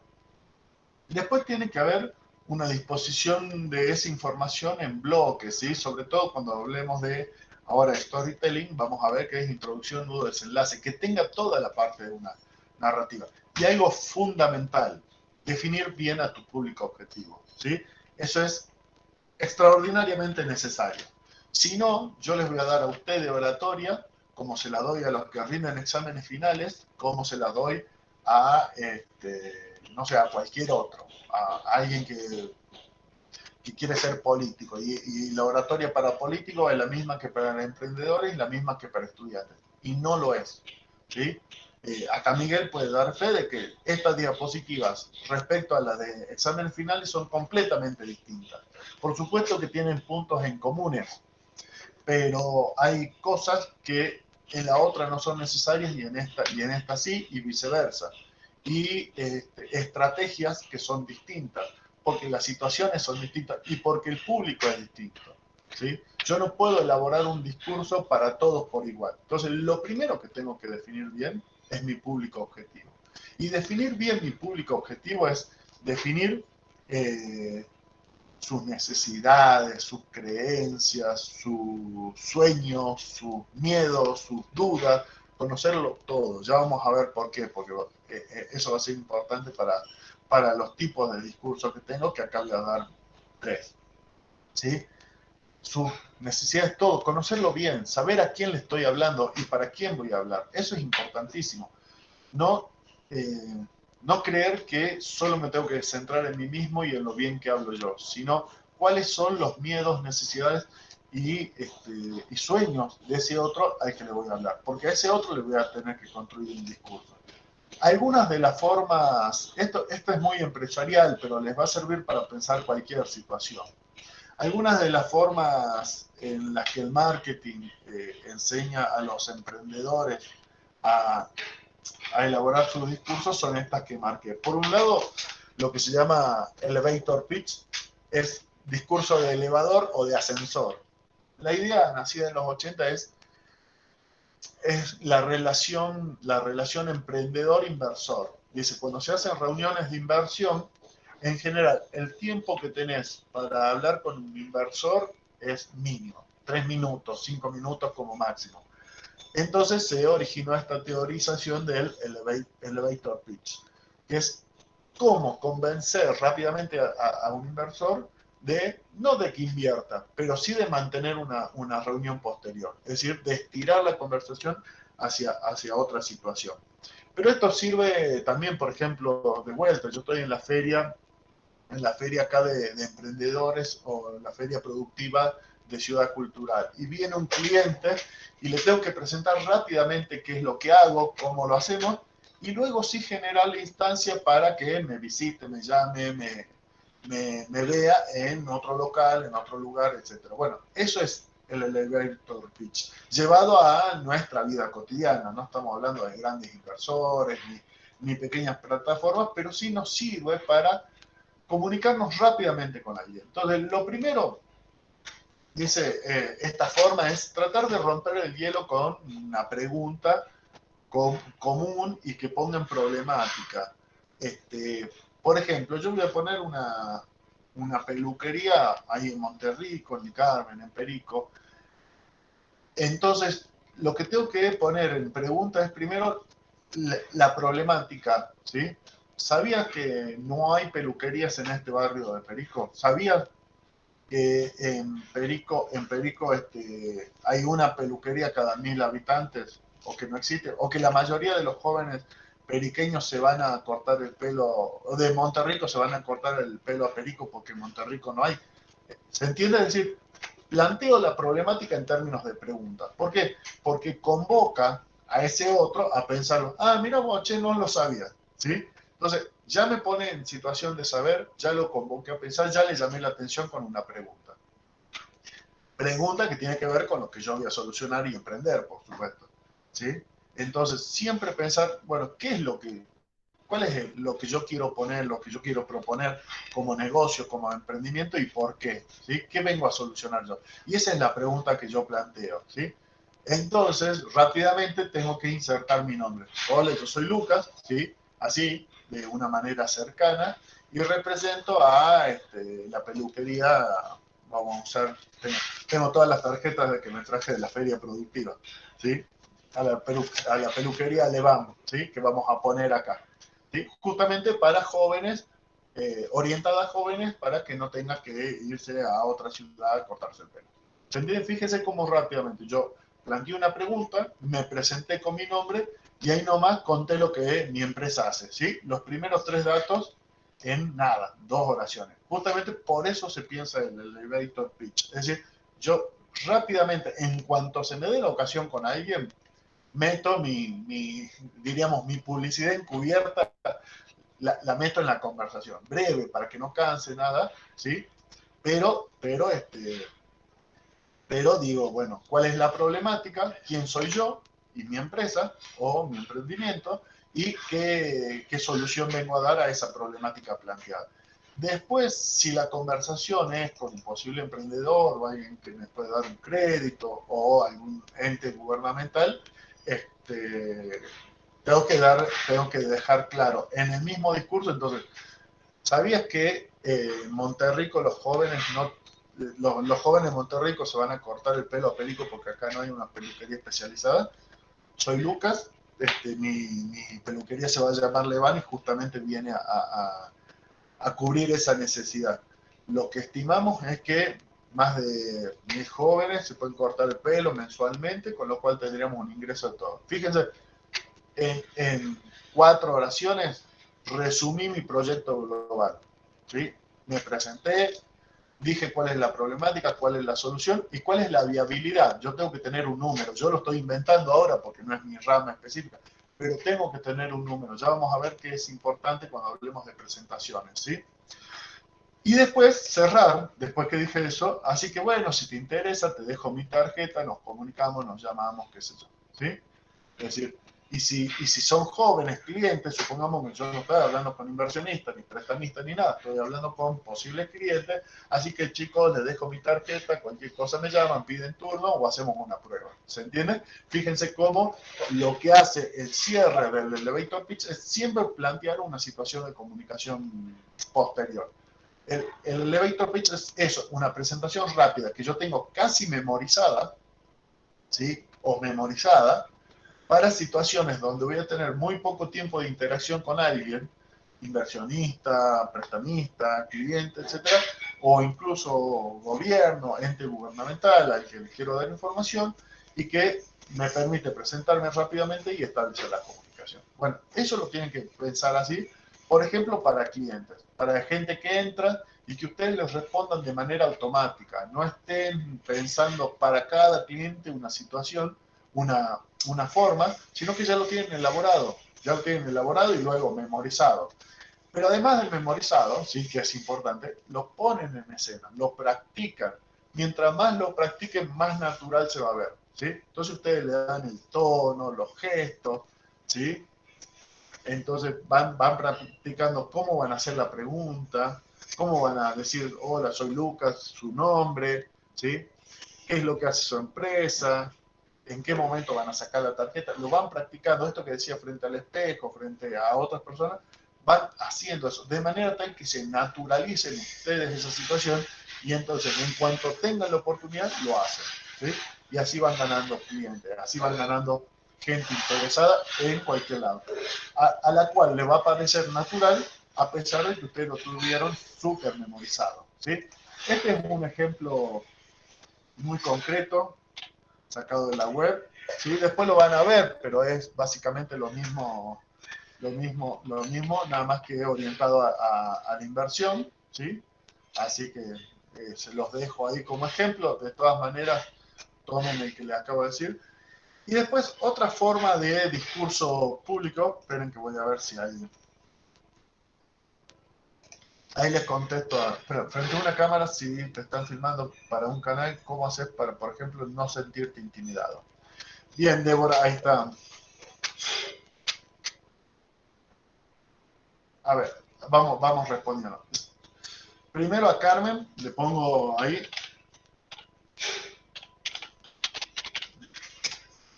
Storytelling. Storytelling es, le voy a responder, vamos, directamente ahí. Es contar historias, básicamente, es narrar historias. Nada más que el marketing siempre utiliza palabras en inglés, ¿sí? ¿Por qué? Porque lo que dicen los antropólogos es que la justificación cognitiva es que nuestro cerebro es fundamentalmente narrativo, ¿sí? Es decir, que toda la enseñanza que hemos tenido, que es de tipo de conocimiento, es más difícil de aprender para nuestro cerebro que cuando lo enseñamos con historia. Por eso ustedes habrán visto que la política últimamente se volcó a contar pequeñas historias. En vez de prometer o decir mi proyecto, ¿cuál es mi proyecto político? Yo digo, bueno, porque doña Rosa me paró y me dijo, ¿cuándo van a volver los dólares? ¿Cuándo vamos a poder viajar de vuelta? Es decir, mis ideas las convierto en historias, porque funcionan, conectan más fácilmente con nuestro cerebro y con nuestro corazón, diríamos, con nuestras emociones, ¿sí? Eso es el storytelling. Entonces yo tengo que ver, de acuerdo a las condiciones, qué historias puedo contar vinculadas con mi emprendimiento y todo. Para lo cual, de vuelta, tengo que definir con quién quiero conectar a través de esas historias, qué tipo de público, qué tipo, ¿sí? Cuáles son intereses, preocupaciones, miedos, etcétera, ¿sí? La historia tiene que apuntar al centro o a la llaga, digamos, a la herida de esas preocupaciones, pero a la vez ser optimista, como decía, todo emprendimiento debe transmitir alguna suerte de optimismo. Es decir, yo estoy transmitiendo mi idea de peluquería para jóvenes en Monterrico y a pesar de que diga que los jóvenes no encuentran y que además no hay gente formada, y puedo decir un montón de cosas pálidas, siempre mi solución tiene que ser optimista, es decir, no, pero yo creo que van a venir por esto, además va a crear comunidad en los jóvenes, porque además voy a tratar de que luego venga una barbería y que luego venga un bar y que todo eso sea un gran conglomerado para los jóvenes, etcétera, etcétera. Es decir, de algún modo tiendo a que mi idea supere todo el pesimismo y proponga optimismo, porque eso es lo que va a quedar vinculado con mi negocio, ¿sí? Eso es lo que queremos que tenga nuestro interlocutor de percepción frente a nuestra marca. Y después, la historia, como toda historia, tiene que tener un planteo, un nudo, un desenlace, ¿sí? Y definir los valores. Miren, yo les voy a compartir uno acá muy breve. Acá tengo tres. Son buenísimos los tres. Los dos más breves los voy a compartir. A ver si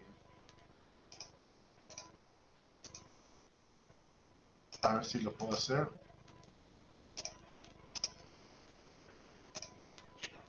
Y ahora...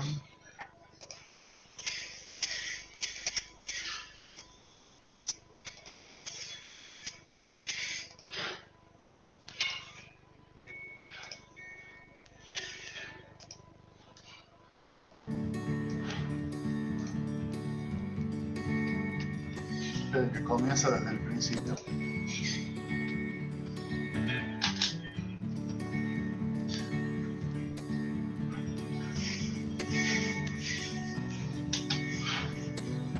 solo 74. En la casa de mi papá era agricultor y en las tardes nos ponían a regalar canastos de maíz, ¿verdad?, para poder tener permiso y salir a jugar a la calle. Jugábamos pelotas, cinco, solo por las tardes porque iba a estudiar en las mañanas. Trabajé en un restaurante chino y ahí fue donde yo la conocí. Trabajando juntos nos vimos que los dos éramos importantes para armar un hogar, ¿verdad? Dos varones y una mujercita. Yo tuve una moto que me tardó 20 años y una vez pasando por ahí por una de las calles de la Antigua, decía ahí, se rifan estas motos. ¿Cuánto cuestan? 25 quetzales. Deme dos, número premiado era a nombre de Juan Aurelio Valle García. Entonces corrió mi hijo y dice que le dijo, ese es mi papá. Entonces yo califico a esa mi moto como una bendición. Es muy importante mi moto, pero no se compara nunca con mi señora. Y me recuerdo que llegué un día Jueves Santo, me hablaron para que yo trabajara esos 4 días de la Semana Mayor en el Hotel Antiguo. Y así fue como comencé ahí. Y me emociona mucho cuando los mismos clientes que llegan ahí me dicen, don Aurelio, esperamos de que tarde otros 43 años más. Muchas gracias por la oportunidad que me da de estar ahí y de poder sacar adelante a tu familia.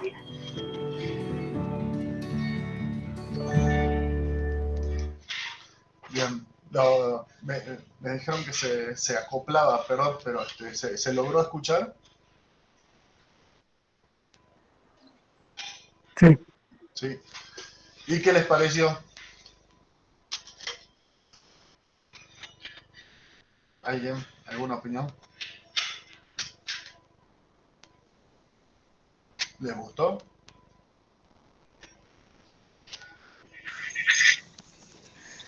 Ahí está. Hola, buen día. Soy Marcela. Yo lo que vi, bueno, una publicidad de su moto, no sé, yo lo que vi desde mi punto de vista. Lo que sí no entendí mucho, lo que él hablaba, mucho eco se hacía. Pero bueno, eso es lo que yo vi, ¿no? Una publicidad de su moto, no sé si estaba comentando.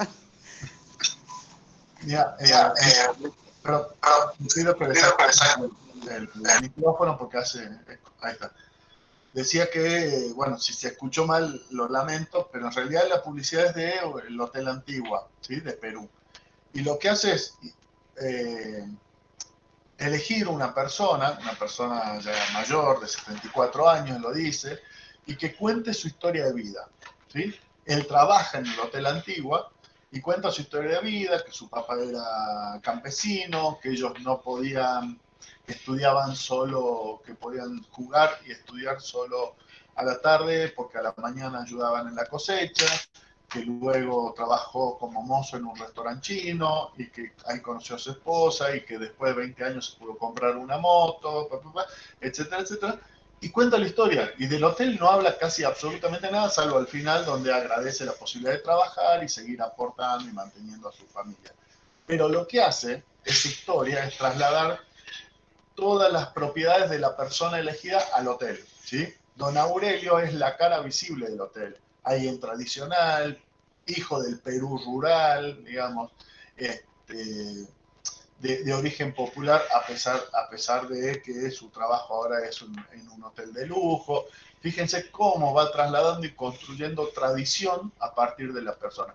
El storytelling es eso, es elegir el personaje adecuado que transmita nuestra historia.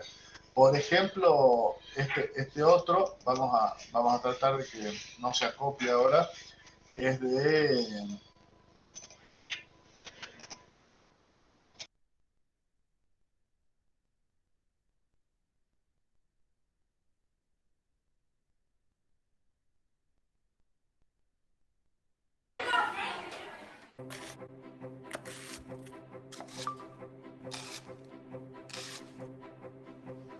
I like it. Wait, you shot that? Your sister shot this? She calls it onions. It's beautiful. And it's just an onion. Put this on our homepage now. People need to see this. The rules of cinema have changed. This is the work of a major artist. I heard she shot the whole thing on an iPhone. I'm gonna make a movie about snap peas. Who's gonna watch a movie about snap peas? Can I have 3 tickets to onions, please? This was like seeing the onion on a molecular level. This is talent. Why are we not representing it? Now I know the truth.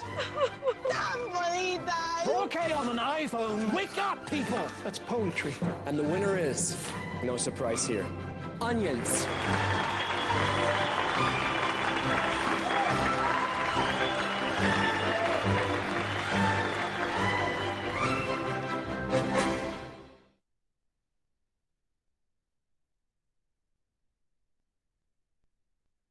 Perdón, este no se acopló, ¿no? ¿Lo lograron ver? Sí.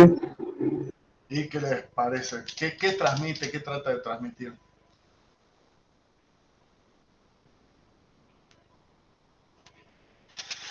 A ver. Javier, Paula, Valeria, que están... Se escucha perfectamente. Sí, creo que se trata y da mucho a entender, digamos, y mucho ánimo a que emprendedores jóvenes puedan realizar cosas, como le dice, cosas simples que logren llegarle. Así es, que los sueños están contenidos en el iPhone, ¿no? Es decir, desde filmar la cebolla y ganar el Oscar, digamos, llevado a ese nivel y mostrar el arte en cada uno, es decir, que de alguna manera uno tiene con el iPhone, que es lo que definitivamente está vendiendo, una herramienta, y que después es una ampliación de la propia mirada artística, en este caso de la niña, pero que hasta una niña puede manejarlo y puede llevarlo a ese nivel. Entonces, eso, elegir una persona, elegir una historia muy breve, muy rápida, que transmita la esencia de nuestro producto, de nuestra empresa. Eso es el storytelling, ¿sí? Eso es lo que hace el contar historias, básicamente. Para responderle esto a quien había preguntado, que era... perdón, era Débora, me parece... no me acuerdo, ya me perdí. No, Carmen, perdón. Carmen era el que había preguntado qué era el storytelling. Bueno, entonces tener también historias a mano, posiblemente historias familiares, sobre todo aquellos que tengan emprendimientos vinculados a la familia, supongamos una receta que fue pasando de pan, de algo que fue pasando de generación en generación y ese tipo de cosas. Está bueno poder contar la historia brevemente y cargar a mi producto de un valor agregado, que es esa vinculación con la historia. Esa es la forma. Entonces, de manera tal que además también lo puedo llevar luego al audiovisual o tenerla prevista, cosa que si me invitan a una feria o estoy en mi propio local, pueda reproducirla en el tele, en la computadora para contarla. Lo importante es contar historias que armen de valor y de valores a nuestros emprendimientos y productos, ¿sí? Bien, eso para responder y después a Carmen, y después qué podemos hacer si nos ponemos muy nerviosos, ya contesté. Y frente a una cámara. A ver, frente a una cámara lo primero que hay que hacer es tratar de enfocar sobre la cámara. Lo mismo que pasa... Si ustedes les piden consejo fotográfico, nunca hay que mirar directamente a la lente de la cámara, se mira siempre un poquito más arriba. En términos de comunicación interpersonal es lo mismo, es decir, no se mira a los ojos, sino que se mira un punto intermedio de los ojos arriba, acá, ¿sí? En la frente arriba. Y eso parece que estoy mirando a los ojos, pero no. Y parece una tontera, pero no. Es decir, uno pierde la idea de que lo están mirando, uno pierde la idea de que lo están filmando. ¿Sí? Habría que ver qué situaciones tengo frente a cámara y cuánto nivel de improvisación y de organización del discurso tengo, de cuánto tiempo. Pero en principio ese es el consejo, hablar pausado, ¿sí? Ese es un consejo, no tratar de darlo todo en un mismo instante y sobre todo tener discursos prearmados, que es lo que estoy diciéndoles básicamente ahora. Tengo que tener relatos prearmados. Tengo que tener exposiciones prearmadas, tengo que tener un discurso de elevador o de ascensor prearmado, ¿sí? Porque todo eso me va nutriendo mientras pienso, por ejemplo, es decir, me preguntan, supongamos que es una feria de emprendedores, para pensar un discurso improvisado. Viene Canal 7 de Jujuy y va a cubrir la feria y me entrevista. Yo tengo el discurso prearmado, que es mi elevator speech, ¿sí? ¿Sabías que en Monterrico no hay? Bueno, entonces nuestro emprendimiento, sí, fíjense cómo ese elevator speech me permite responderle automáticamente a Canal 7 mientras voy pensando otras respuestas y otra información que sumar, ¿sí? También, si tengo prearmado el storytelling, es decir, el relato, cuando termino digo, bueno, mi mamá era peluquera, mi abuela era peluquera, ellas nunca pudieron poner un negocio, así que la llamé a la peluquería, la llamé Eulalia como mi abuela, ¿sí? Es decir, estoy inventando ahora, pero quiero decir, ustedes tienen ese discurso ya armado, tienen la narrativa armada, entonces la cara, digamos, la representación de la peluquería ya no va a ser mi cara, sino la de mi abuela, por ejemplo. Eso si quiero hacer algo tradicional. O si no, digo, lo tengo a mi hijo con peinado joven, digamos, y él pasa a hacer la cara, entonces digo, bueno, mi hijo se tenía que ir, y como yo tengo la tradición, ¿no? Entonces le corté el pelo un día, y los compañeros dijeron que bueno, y vinieron, entonces ahí se me ocurrió. Fíjense, cuento el origen de mi peluquería para jóvenes y adolescentes a partir de un relato personal. ¿Se entiende? Sí, esa es la importancia del relato, de contar una historia en la cual yo doy una solución frente a un problema con mi emprendimiento. Ahora tomé el ejemplo de peluquería porque me parece que había alguien que iba a poner una peluquería, pero voy pensando todo mi emprendimiento y mi producción en función de estos relatos. Y ya tengo con qué contestar. ¿Se entiende? ¿Se entiende? Ahí creo que Débora, esa es la idea, que yo tenga prearmado discursos. Después, por supuesto, todo eso ya me va generando confianza y me va dando ideas y tiempo para pensar otras respuestas, para articular. Tengan en cuenta siempre esto, nuestros cerebros son como computadoras, y no son computadoras siempre súper veloces, a veces son medio lentas, entonces hay que darle tiempo, no hay que abrir 10.000 pestañas.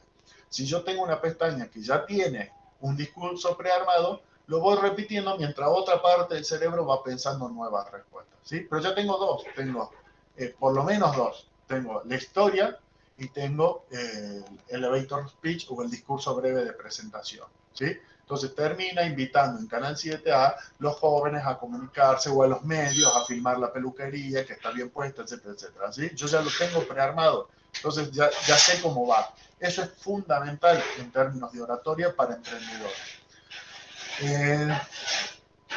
Bien, hay otra pregunta recontra interesante que es de Gitana, es cómo, como emprendedor que recién empieza, cómo responder o tratar a una persona que pregunta más de lo que yo sé.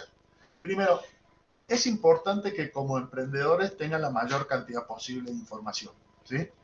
Sobre todo, tienen que tener siempre algún tipo de información económica, o no sé si económica, pero numérica, es decir, cuántas peluquerías hay, por qué no hay, si ganan, si no ganan. Digo, eso muestra, como perfil emprendedor, muestra que estoy interesado en la temática más allá de mi gusto personal, estoy interesado y sé del campo específico del que hablo. Entonces tengo que tener información numérica, cuántos jóvenes se cortan el pelo, quiénes, cuántas peluquerías hay en el barrio o en la zona o en la ciudad, etcétera, etcétera. Todo eso.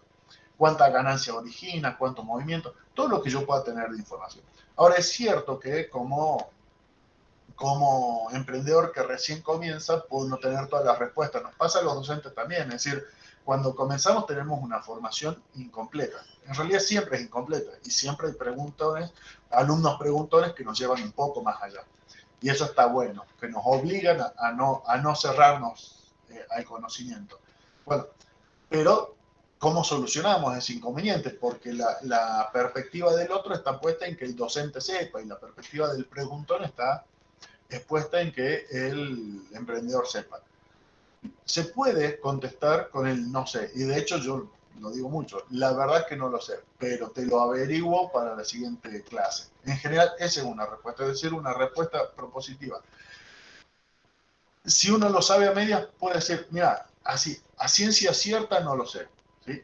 Entiendo o me comentaron tal cosa, o entiendo o alguna vez vi tal cosa. Pero lo que sí podemos hacer es, déjame acá tu número, anoto tu número y yo te lo mando, Es decir, tiene que haber una disposición a conseguir esa respuesta, aunque no sea en el momento, en algún momento determinado. ¿Se entiende? Tiene que haber ahí una articulación, un pedido de información. Por ahí el tipo después ya no me importa, pero es lo que yo muestro, ¿sí? La responsabilidad es decir, si no lo sé ahora, porque la verdad es que recién comienzo, eso lo puedo explicitar, recién comienzo, todavía no lo tengo claro, de todas maneras me estoy formando en eso, así que apenas tengo la respuesta te la doy. Por favor, déjame tu número o un correo acá que te respondo en cuanto pueda, ¿sí? De última, si te interesa, si no, bueno, disculpas, pero estoy... hay que tratar de exteriorizar ese tipo de cosas y no responder cualquier manchancha, digamos, decir, respondo por responder. ¿Sí? Doy cualquier información porque el otro cree que tengo que saber y yo entonces le muestro como que sé. No, si no sé, no sé. ¿Sí? Y se responde en esa perspectiva. Eso tiene que quedar claro. Bueno, a ver qué más. Bien, está sobre el teléfono, dice Débora. Es todo lo que se necesita para lograr, tal cual. Yo creo que fuera de la publicidad de iPhone, que cualquier persona, en este caso una nena, pudo mostrar su historia. Tal cual. Bueno, Paula, es así, efectivamente. La cuestión es iPhone mediante una historia, contando la idea de que con iPhone cualquiera puede contar una historia. Por eso los invito y las invito a eso, a producir historias. Cuando ustedes tengan, si ya tienen su producto, empresa, servicio, construir historias respecto a eso. Tenemos, de vuelta, varios tipos de historias. Personajes ficticios que representen la cualidad de nuestro producto, como la nena de iPhone. Personajes reales, como Don Aurelio y el hotel. Y ahí tenemos también las historias familiares, ¿sí? Y por último, relatos de clientes satisfechos. Y eso también es muy importante, ¿sí? Es decir, clientes que yo conté, por ejemplo, para el origen de la peluquería, conté lo que pasó con mi hijo. Bueno, él se iba siempre a Perico. Un día, como tenía que ir a un boliche y le corté yo porque estaba apurado, porque mi mamá y mi abuela eran peluqueras, entonces yo también aprendí. Estaba apurado, los amigos les gustó, entonces vinieron, les corté yo y ya decidí poner la peluquería. Bueno, ese es mi relato, por supuesto lo voy poniendo mejor, de fundación, ¿sí? Pero después puedo renovar los relatos, de hecho los tengo que hacer constantemente y entonces tengo que mostrar a algún cliente satisfecho, algún chico que habla de que le pasó, me puse novio con este peinado, digo, para decir algo que construye un relato alrededor de algo que yo hice. Bueno, no, ese día me corté y por ejemplo puedo jugar con la idea de que es cábala cortarse el pelo en mi peluquería porque consiguen novia, ¿sí? Entonces agarro esa idea y construyo la historia de dos, tres chicos o chicas que les pasó eso, por ejemplo. Y entonces juego con el imaginario de las cábalas que existe mucho popularmente y también con la idea de esto. Entonces decía, voy construyendo un relato, voy haciendo. Y esto lo puedo filmar en video y una vez que yo tengo el video, más o menos lo edito, lo puedo retocar, lo voy compartiendo en distintos ámbitos, en mis redes sociales, en algún tipo de feria de la que participo, ya me llevo el televisor y lo reproduzco, en mi propio negocio, si tengo un local, lo voy reproduciendo y creando esta información, ¿sí? De vuelta, sirve todo esto para tener relatos y discursos prearmados que me permitan sortear distintas situaciones, ¿sí? Y que me permitan elaborar. Bien, la última que contesto, porque ahora me tenía que ir, dice, cuando te preguntan cosas que no son relacionadas al tema, dice Débora, ¿cómo responder sin dar una mala imagen o pasar un mal momento? En general, la mejor forma de responder una pregunta de estas es posiblemente cargar la culpa, no en el otro, sino en la propia imagen. ¿Sí? Alguien viene y me pregunta, supongamos, de matemática a mí, que soy profe de lengua y literatura. Entonces yo puedo decir, la verdad que no es mi tema, perdón. ¿Sí? Es decir, entonces yo al pedir perdón, de alguna manera, me pongo a mí como culpable de la respuesta y no a ustedes como culpable de la pregunta. Y la otra es saberlo, que es la que yo trato de hacer, saber a quién redirigir, ¿sí? Mira, yo ese tema no lo sé, pero ¿sabés quién trabaja esto? Miguel Mamaní. Entonces, háblalo con él. Es decir, siempre propositivo. Esa es la idea de la comunicación interpersonal. Es decir, nunca ser negativo, sino propositivo. Es decir, te redirijo a quien puede tener la respuesta.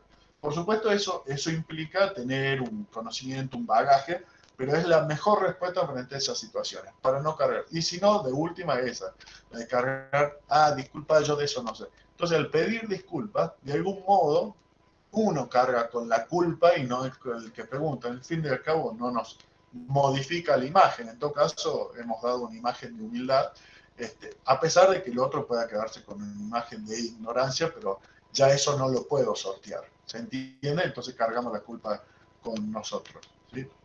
No, si es algo personal, Débora, ahí diría que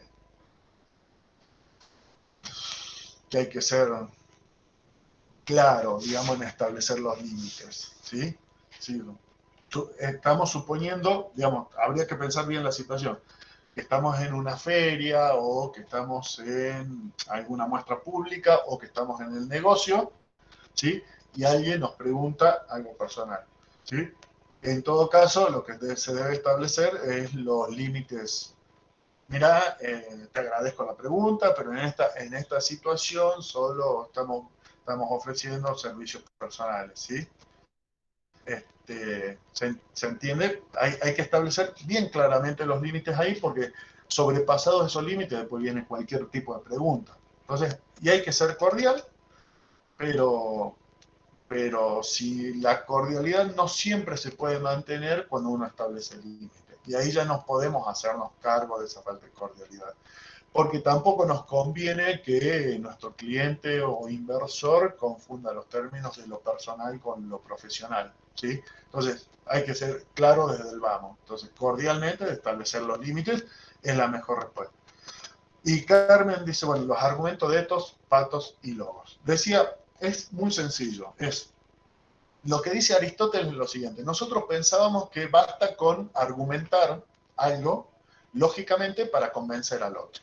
Y lo que nos damos cuenta es que no lo convencemos solo con argumentos. Es decir, yo te puedo dar las estadísticas, los números, los argumentos y sin embargo no convencerte.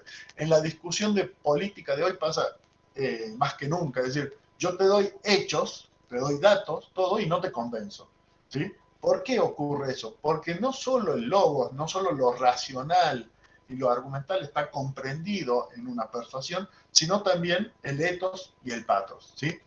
¿Qué es eso? El ethos tiene que ver con la imagen del interlocutor. Es decir, yo puedo ser muy racional, muy argumental, pero la imagen como profesor de oratoria que ustedes tenían no coincide con la que yo doy, entonces ya me descreen, ¿sí? Entonces, mi contenido, que puede ser bueno, es descreído por una cuestión ética, es decir, de imagen.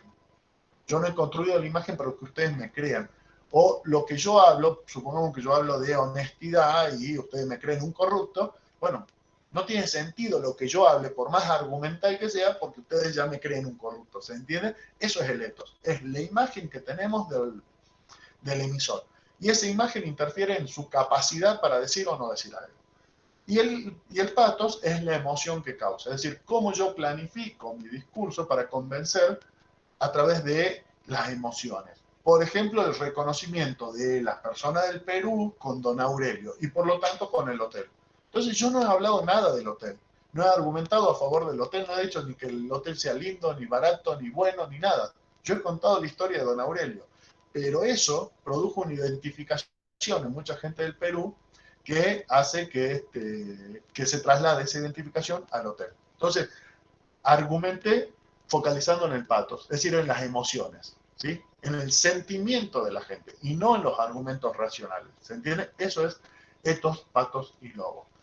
Bueno, lamentablemente me tengo que ir ahora puntualmente. Les doy las gracias. Cualquier cosa, lo que podemos hacer, si quedan preguntas pendientes, se las mandan a los organizadores.